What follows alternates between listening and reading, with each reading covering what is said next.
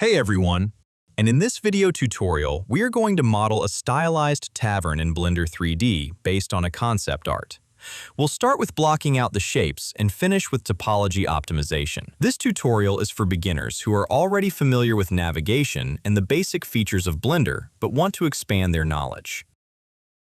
I'm working in Blender 4.3 and recommend using the latest stable version of the software. To switch between modes by pressing Tab, I use the Pie menu. You can enable this function in the Preferences under the Key Map section.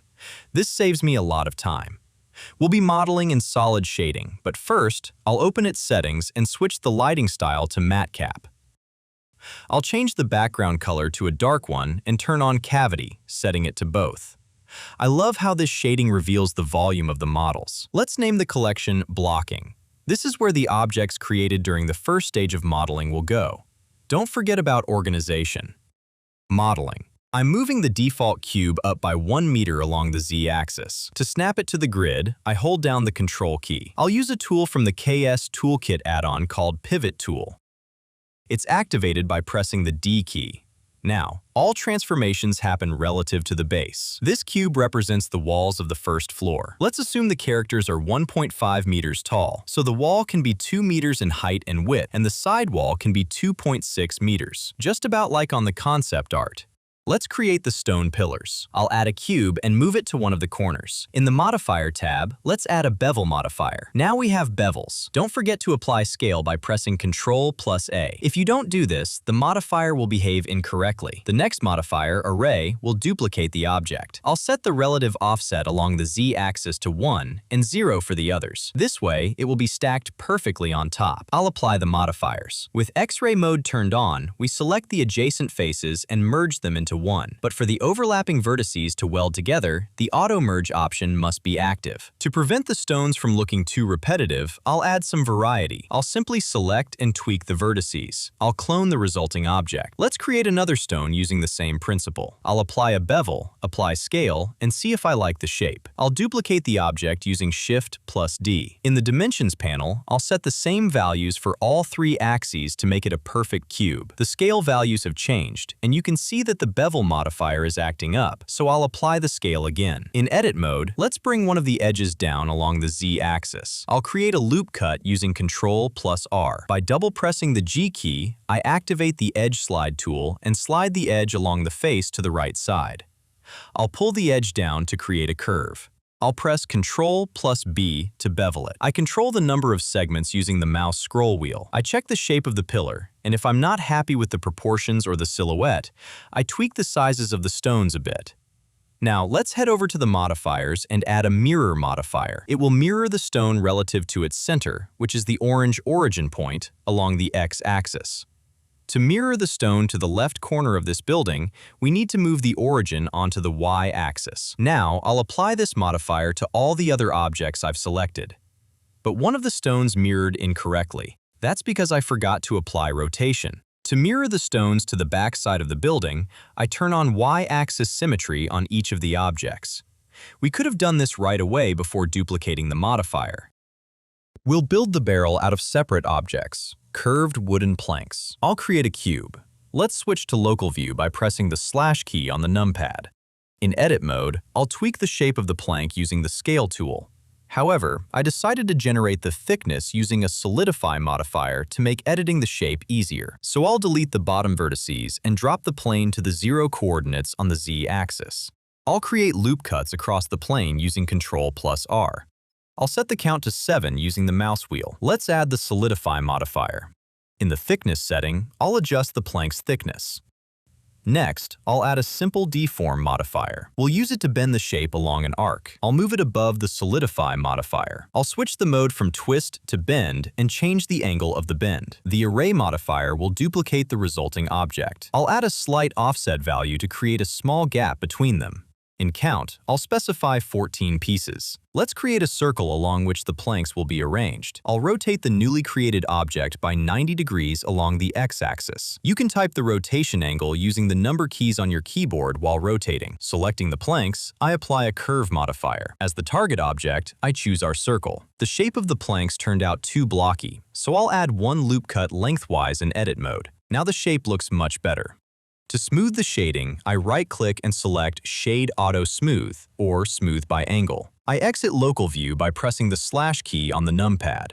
I select both the planks and the circle, then pull them up along the Z-axis. I enter Edit mode and adjust the length of the plank to match the building's length. I select the circle and scale it up until the planks connect. It feels like the planks are a bit too small, and looking at the concept art, there should be 13 instead of 14. So I'll shrink the circle and lower the count in the array modifier. Now, let's create the bottom and the lid for this barrel. We'll make it out of a cylinder.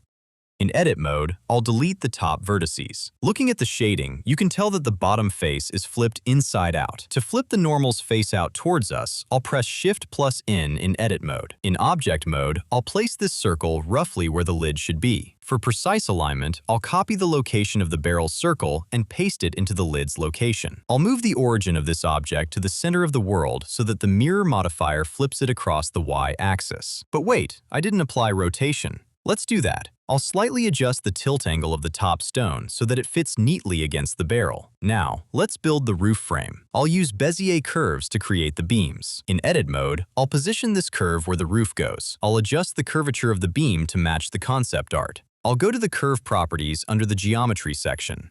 I'll increase the extrude parameter to about 3. I'll move the curve points along the Y-axis to the position of one of the beams. I'll tweak the shape a bit so it doesn't intersect with the barrel. Let's add a solidify modifier. Shading smoothing is applied automatically, but let's disable it for now to make it easier to see the shape. I'll set the thickness of the beam in the modifier. 36 centimeters should do.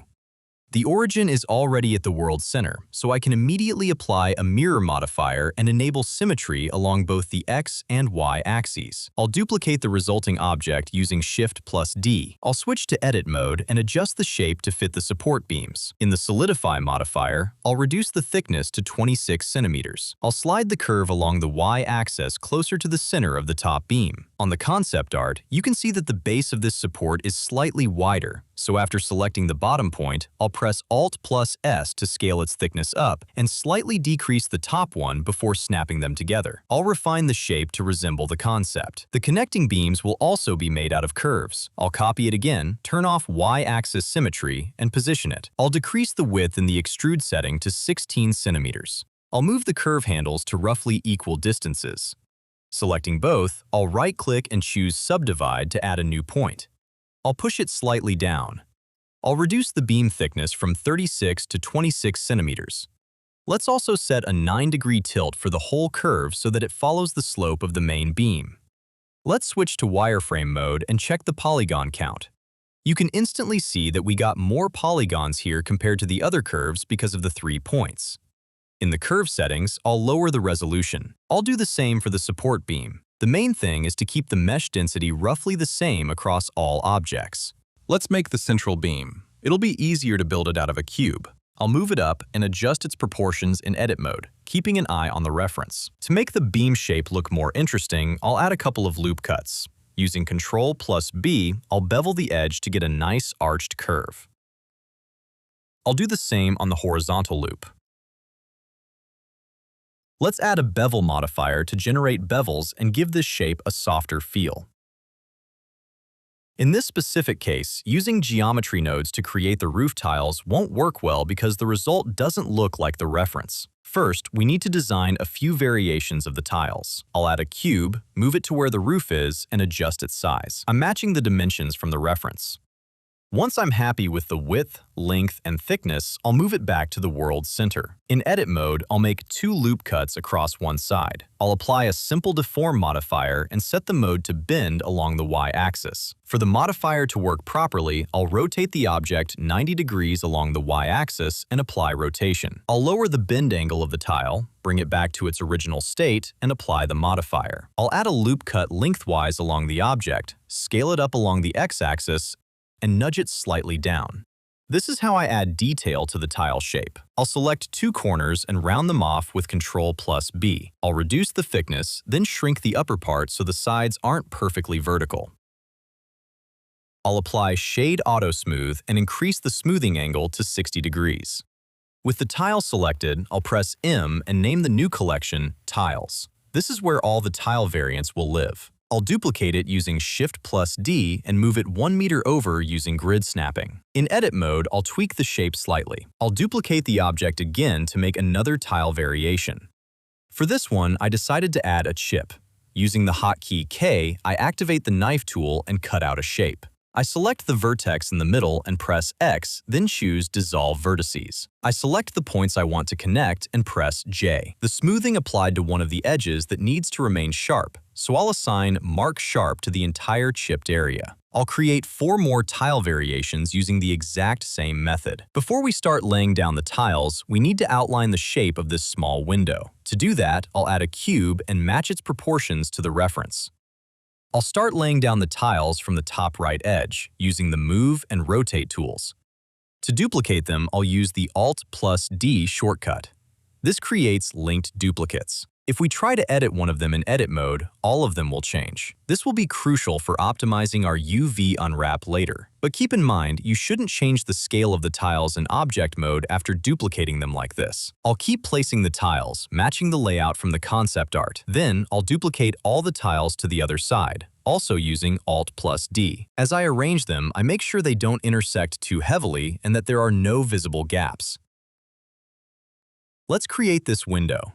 I'll add a cube, move it to the position of the left beam, and scale it. In edit mode, I'll delete the top and bottom faces since they won't be visible later on. I'll do the same with the window base. I'll move the beam's origin to the world center and add a mirror modifier. If you right-click on the modifier, a menu opens up. From there, you can add the modifier to your quick favorites. Your favorite functions can be opened by pressing the Q key. This is much faster than searching for it in the modifier menu every time. Let's add a cube and move it to the position of the top beam. In edit mode, I'll delete the top face. I'll add a loop cut and move the vertex up along the Z-axis. Let's thin it down. I'll adjust the depth of the window based on the reference. Once in edit mode, I'll split the loop into 4 parts using Ctrl+B. This forms an arch. I'll apply Shade Smooth. I'll add another cube and move it to where the windowsill goes. I'll position and scale it and then delete the back face in edit mode. I'll create a loop cut right down the middle and pull the edge forward slightly to make the shape look a bit more puffy and cartoonish. I'll tweak the shape of the vertical beams slightly using a loop cut as well. Next, I'll select the barrel planks along with their curve and duplicate them. In the count setting of the array modifier, I'll set it to 4. Selecting both the planks and the curve, I'll rotate them upward. I'll scale the curve until the planks cover half of the circle. I'll mirror it symmetrically across the Y-axis. In edit mode, I'll delete every other edge and reduce the length of the planks. Selecting everything, I'll rotate it 90 degrees along the Z-axis and place it on the roof. In the Simple Deform modifier, I'll flip the bend angle to a negative value. I'll keep adjusting the size, thickness, and placement of the planks to match the concept art. The ends of the beams are visible through the gaps, so in edit mode, I'll select them and use the shear tool, which is Shift plus Control plus Alt plus S to change the angle of the cut. I'll bring it down a bit. I'll position the planks relative to the mirrored X-axis. After that, I'll apply the modifiers. I'll delete the right half, apply transformations with Ctrl+A, and add a mirror modifier along the Y-axis. I'll flatten the bottom planks horizontally by pressing S, then Z, then 0. The window is ready. Let's create the metal brackets and the flagpole. I'll duplicate the beam, and in edit mode, I'll select 2 edge loops while holding Alt, then bevel them with Ctrl+B. I'll use the mouse to adjust the bracket's width to match the reference. Without losing the selection, I right-click and choose Separate, then Selection, or simply press the P key. I'll delete the duplicated beam and get rid of the bottom face of the metal brackets since it won't be visible anyway. Let's apply a Solidify modifier and tweak the thickness. The bevel can be deleted. I'll remove the second bracket and add a mirror modifier. This will be helpful for UV optimization later. I'll delete the part of the bracket that remains hidden. Now, I'll create a cylinder and set its vertices to 12 in the bottom left adjustments menu or by pressing F9. I'll match its size and push it into the bracket so it goes all the way through. I'll add a Boolean modifier to the bracket and choose the cylinder as the object for the difference operation. I'll move the Boolean modifier above the mirror in the stack. I'll apply the modifiers by hovering over them and pressing Ctrl+A. Switching to edit mode, I double-press G to slide the vertices closer to the edges of the circle. I'll tweak the angle slightly to recalculate the smoothing groups. Next, I'll delete the inside faces of the metal brackets. I'll select the side edges and create a bevel. I'll merge the extra vertices to the inner side of the bracket, but make sure that auto merge is enabled before you do. I'll alter the shape of the bevel slightly to make them look less uniform and perfect, just moving the vertices around by double pressing G. Let's add a 12-sided cylinder and move it into the hole on the bracket.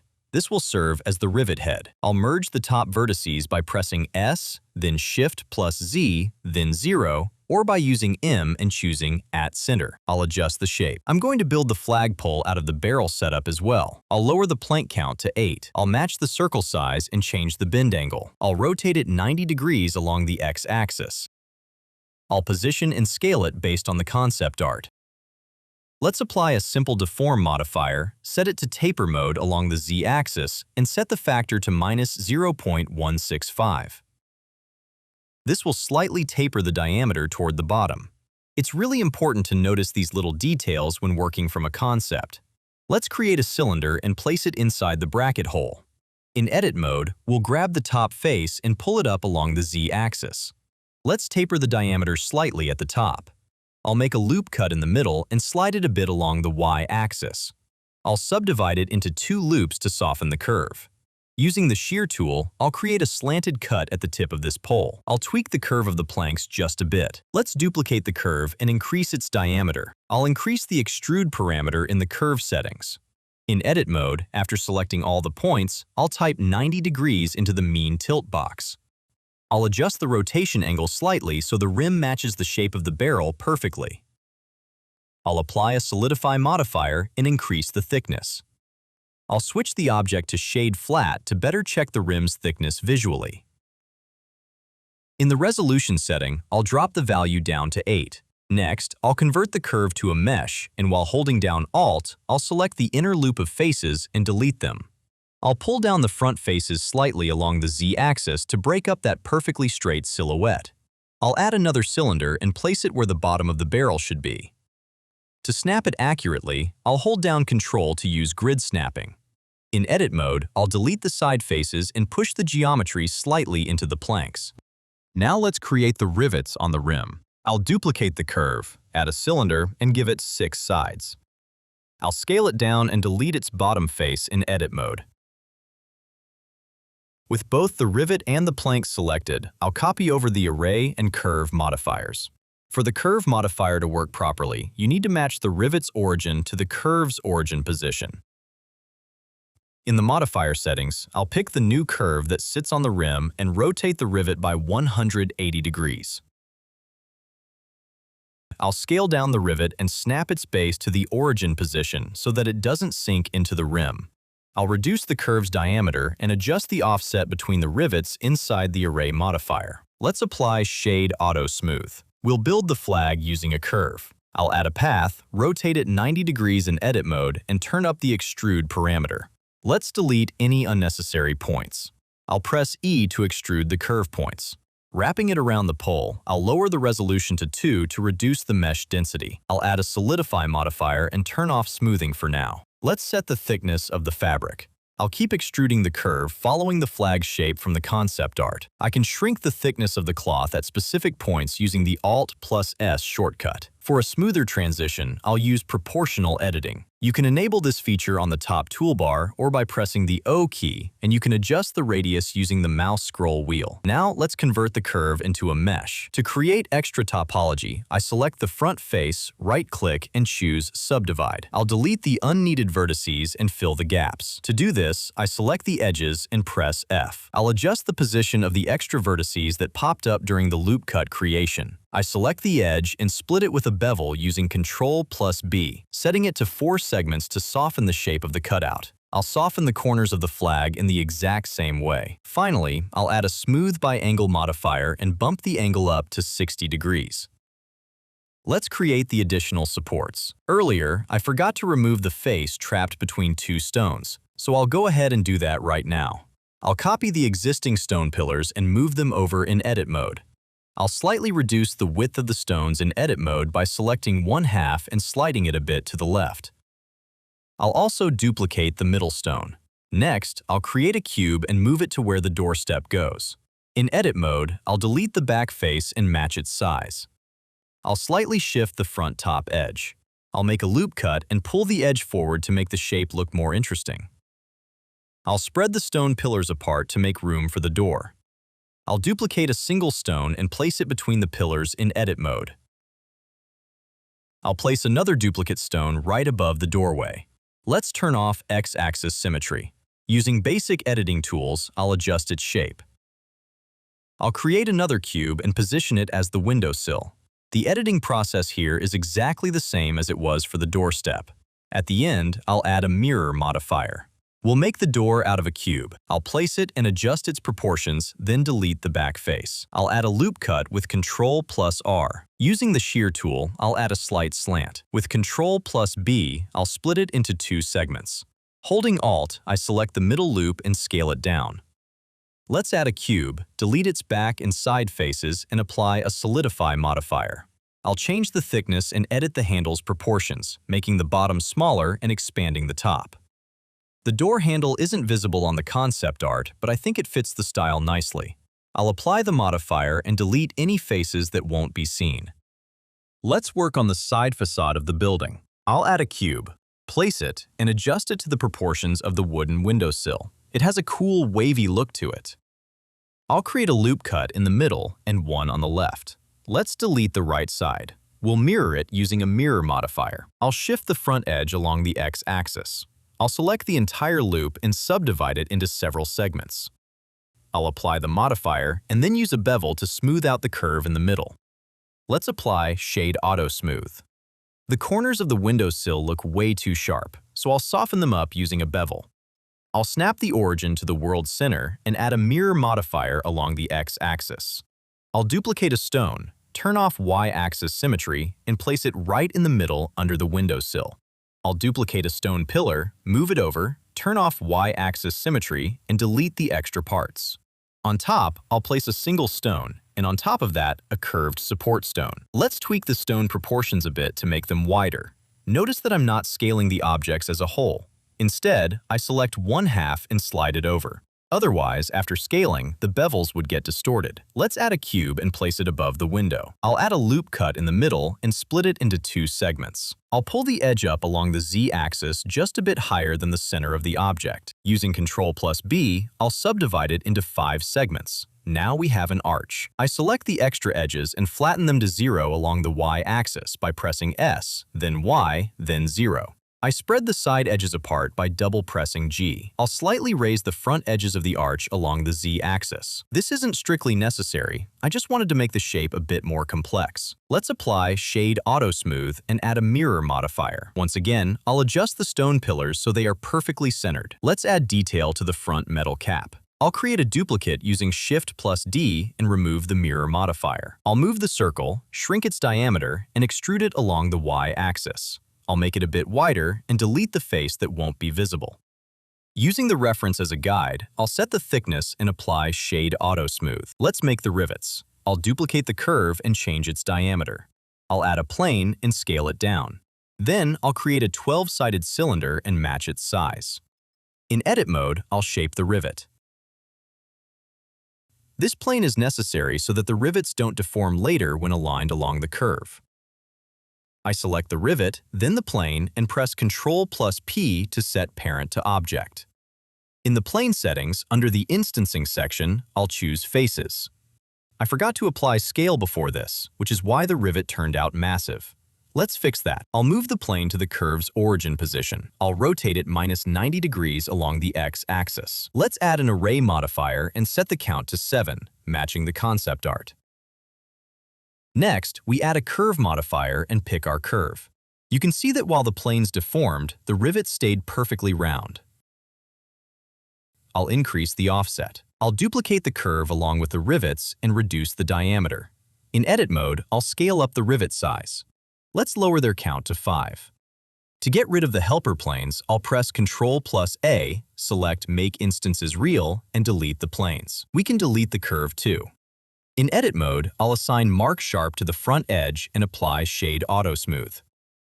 These rivets are linked duplicates, just like if I copied them using Alt+D. I'll do the exact same thing for the smaller rivets. I'll make copies using Alt+D and move them to the backside. Let's model the tap. It consists of 4 elements. I'll add a cube and move it over. By pressing Ctrl+2, I apply the second level of the subdivision surface modifier. I'll create a 16-sided cylinder, pull it up along the z-axis, and rotate it 90 degrees. Let's place it right next to the sphere. In edit mode, I'll delete the front and back faces. I'll apply the subdivision modifier. In edit mode, I'll delete the faces on the sphere that face the cylinder. I'll duplicate the cylinder and rotate it 90 degrees, positioning it right in front of the sphere.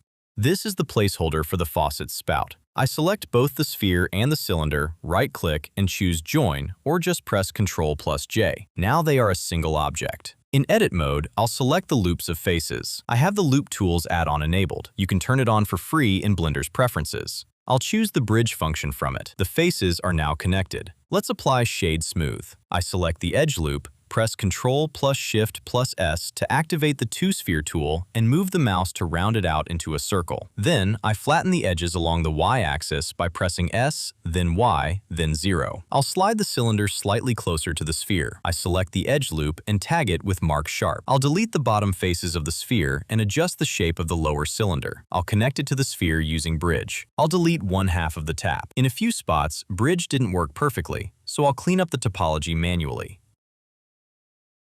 I'll apply Mark Sharp to the seams where it meets the lower cylinder and along the curves of the shape. Once I'm happy with the form, I'll add a mirror modifier and apply it. I'll extrude the bottom edge loop inward by pressing E and then Shift+Z. I'll do this one more time and collapse it to 0 by scaling with S and 0. I'll push this vertex inward. I'll assign Mark Sharp to the bends. Let's add a cube and place it above the tap. I'll extrude the front face. I'll make a loop cut and scale it up along the z-axis. Selecting all the corners, I'll press Ctrl+B. I'll adjust the number of segments and the bevel width. I'll create an inset by pressing I, then extrude the face inward. I'll merge the extra vertices into a single point and pull it back. I'll delete the second half and mirror it using a mirror modifier. With clipping turned on, I'll push the edges closer to each other. I'll add Mark Sharp to the curves of the shape. Now, let's match its size to the reference in edit mode. I'll nudge the object slightly so the origin stays inside. I'll rotate the object around the z-axis by -15 degrees, pretty much like on the concept art. Let's create the island that the tavern sits on. I'm going to use a curve for this. I'll add a path, and in edit mode, I'll extrude the points to trace out the shape of the island. I'll join the last 2 points by pressing F. I'll turn down the resolution to 8, but looking closer, I see too many edges where the curve points are packed tightly together, so I'll drop it to 4. Conversely, where we need more geometry, I'll add extra points using Subdivide. Once the shape looks good, I'll convert the curve into a mesh. In edit mode, I select all the points and press F to fill. Let's add a solidify modifier and set the thickness. I'll apply Shade Auto Smooth and then apply the modifier. I'll create a loop cut along all the faces and scale it up. This rounds out the silhouette nicely. I'll apply the smoothing modifier and clear Mark Sharp from that loop cut. Selecting the bottom face, I press I to inset, then extrude the face downward and scale it in. With proportional editing enabled, I'll pull the edges around the perimeter of the island a bit to create organic unevenness. This is optional, but if you do it, make sure the top face stays perfectly flat at the 0 coordinate on the z-axis. Let's model the wooden pillars and the awning. I'll add a 12-sided cylinder. In edit mode, I'll create a loop cut right in the middle and scale it down. I'll make an inset by pressing I on the top face. Then extrude it inward and shrink it slightly. Let's add some slight bumps to the edges of the log. I'll simply extrude a face upward and push the side edges down. I'll apply Shade Auto Smooth, and in edit mode, I'll split the loop cut into 2 to soften the transition. I'll delete the bottom face. I'll pull the top part slightly to the side to give the log an organic bend. I'll assign Mark Sharp to all the edges that need to stay crisp.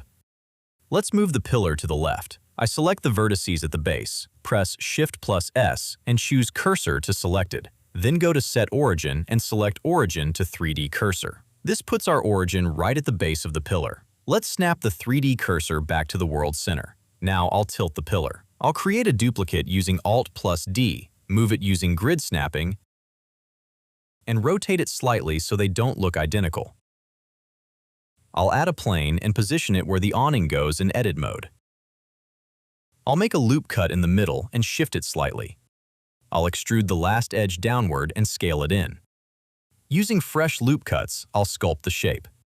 Let's add a solidify modifier to give the fabric some thickness. On the bend, I'll apply a single segment bevel. To cut out holes for the pillars in the cloth, I'll duplicate the pillars and join them with Ctrl+J. In the Transform Pivot Point menu, I'll switch to Individual Origins and scale up the pillars in edit mode relative to each one's center.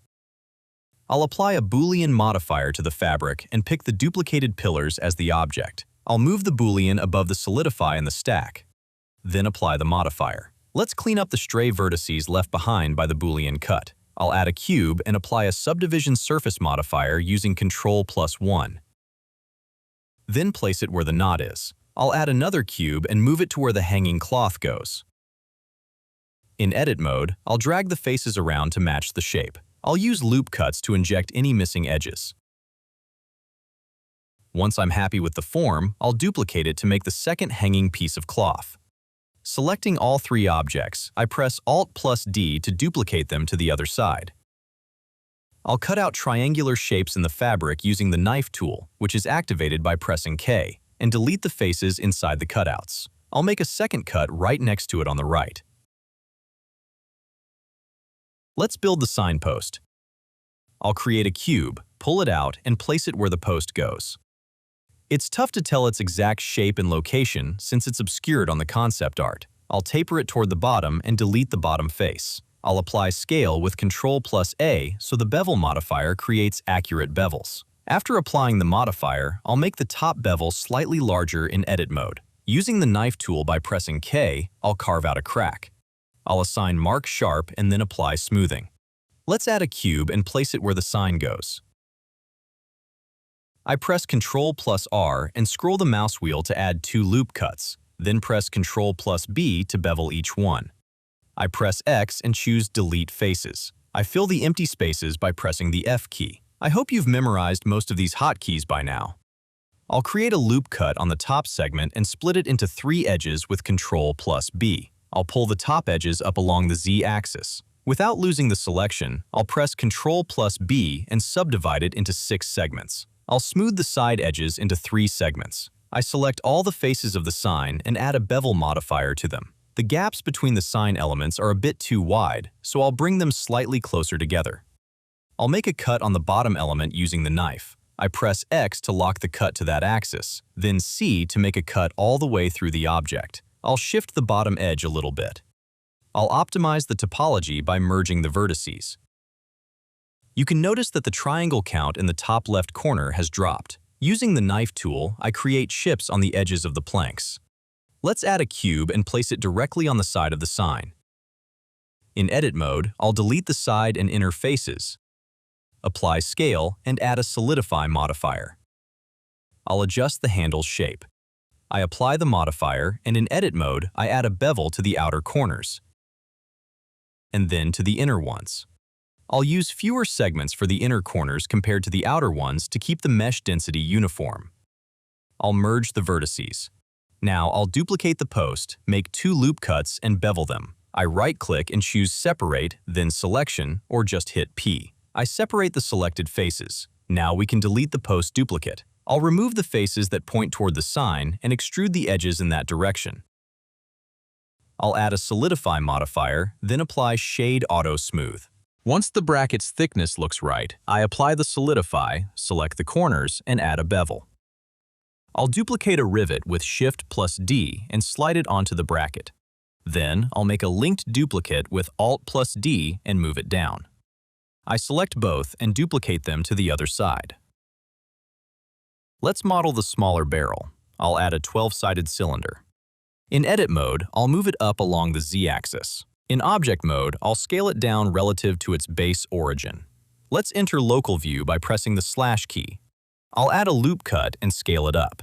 I'll split it into 3 segments to round out the form, making the barrel a bit narrower. I select the top and bottom loops of faces, duplicate them with Shift+D, and separate them from the object by pressing P and choosing Selection. I grab the newly created object and jump into edit mode.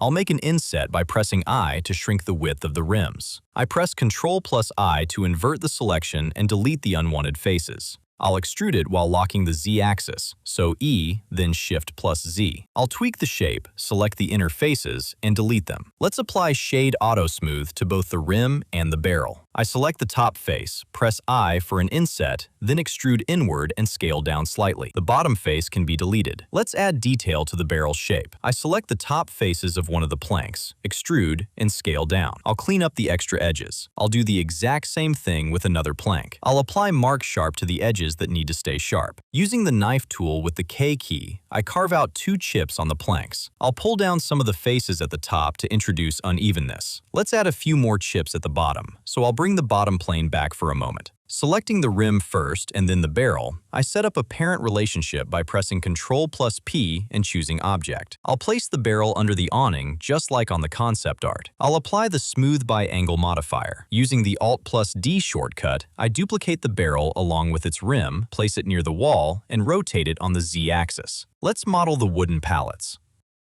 I'll add a cube and place it under the awning near the barrels to gauge the scale relative to the environment.